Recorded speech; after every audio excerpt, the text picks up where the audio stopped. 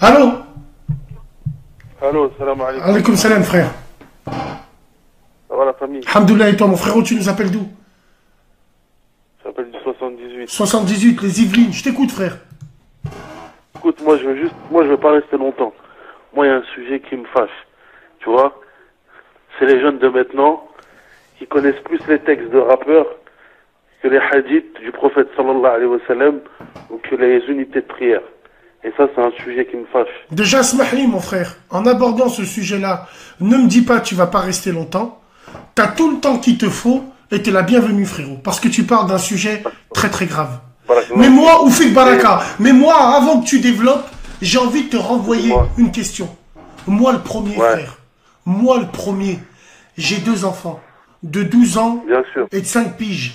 Des fois, je dis à ma mère, maman, comment je vais faire? Je les ai mis au cours arabe.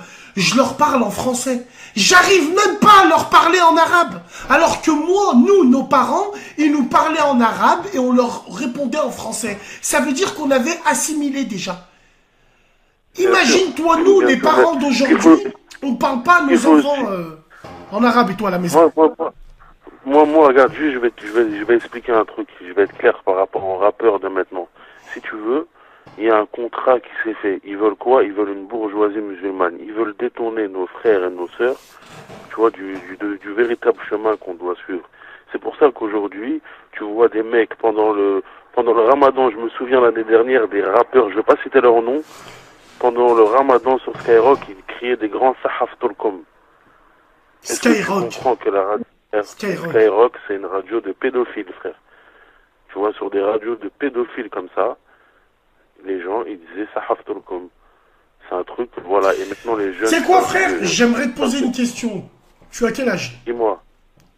Moi, j'ai 31 ans. Bon, 31 ans, ça veut dire, allez, on est à peu près de la même génération, tu dois bien connaître le rap français, le rap de l'époque. Je connais bien. Alors, je vais t'expliquer une scène et tu vas comprendre, qui va rejoindre les choses que tu me dis.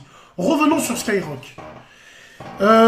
Qui c'était le manager du secteur A? Celui qui avait des lunettes. Il s'appelait comment? Kenzie, je crois. Voilà, Kenzie du secteur A. Un jour, il est dans une émission sur Skyrock et il dit, moi je demande à Skyrock d'aller plus loin et de se faire appeler Skyrap. On était dans les années 98, là où l'époque où le rap français était au sommet de son art. Moi, je connais l'histoire du rap français. Je sais quand il a explosé. Le rap français, il a explosé en 1993. Il a commencé à exploser avec IAM et puis NTM. Et en 98, c'était l'Ahwel.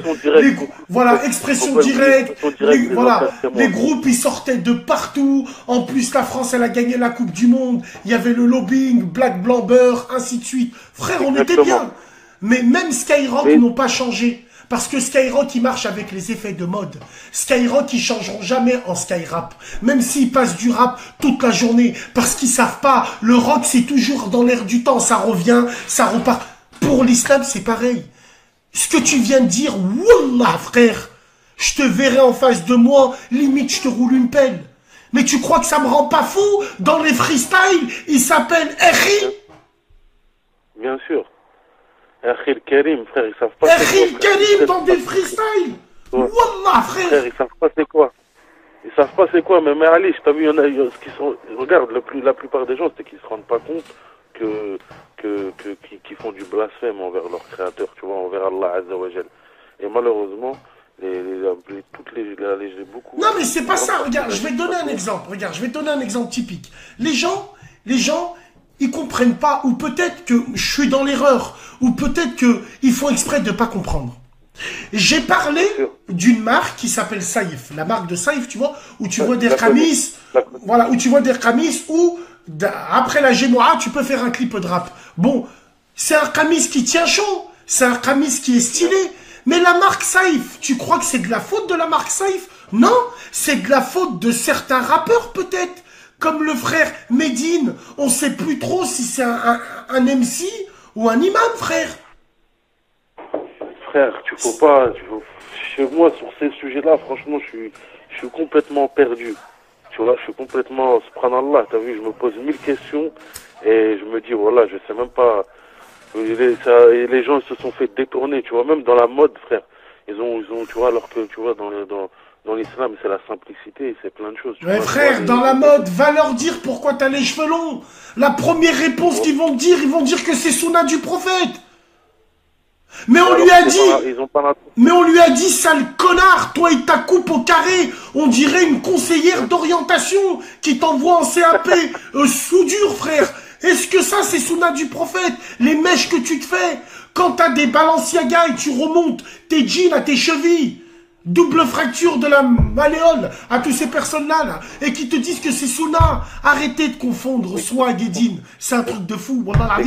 Non, mais le problème, c'est qu'ils veulent quoi? Ils veulent, parce qu'ils veulent vraiment, parce qu'ils voient que certains d'entre nous, dans nos communautés, ont gardé leurs principes. Et si tu veux, ils veulent vraiment embourgeoiser, ils veulent enrichir moi, communauté je sais, et quand tu as dit ils veulent bourgeoiser une partie, ça c'est très intéressant. Mais moi, je veux juste anticiper pour les hiboux là et les langues de pute. Ouais, moi aussi des fois je parle d'islam, j'ai un renouf, ouais. Chacun a ses défauts, aucun souci. Mais moi je me sers pas du dîme pour prospérer. Bien sûr. Wallah, il y a dit là, frère. En tout cas, Wallah, t'as soulevé un super bon débat, frère. Je vais juste en venir parce que je te suis.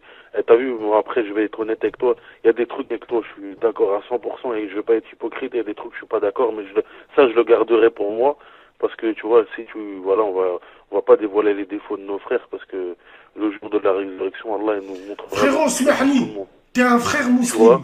T'es mon frère musulman. Non, frérot, là je suis pas d'accord avec toi. Reste dans le privé. Non. En tout cas, ce que tu fais, moi j'apprécie beaucoup de choses, parce que t'as vu, il y a beaucoup de gens qui critiquent, mais ils font pas ce que tu fais toi, ils dénoncent pas.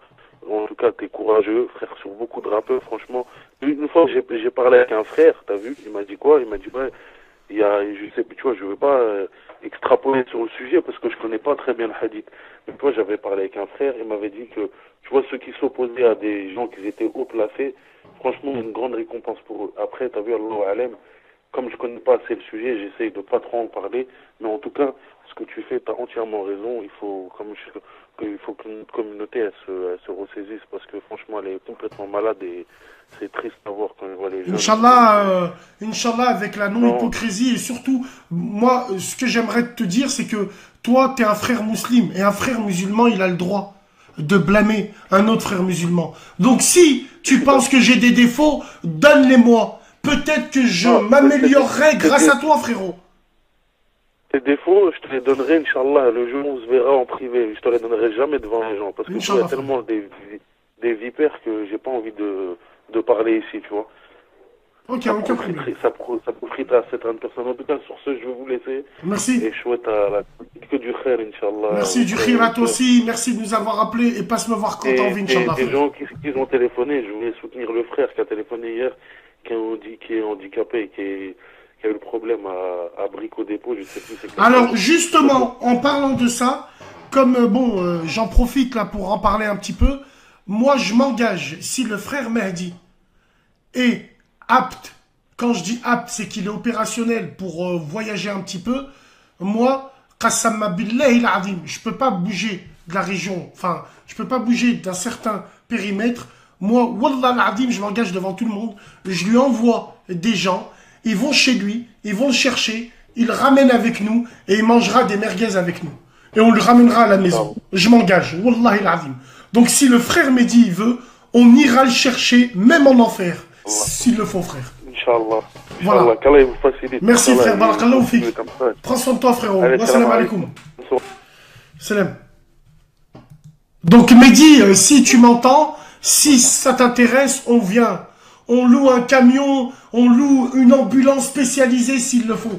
Wallah, frérot. Wallah, wallah.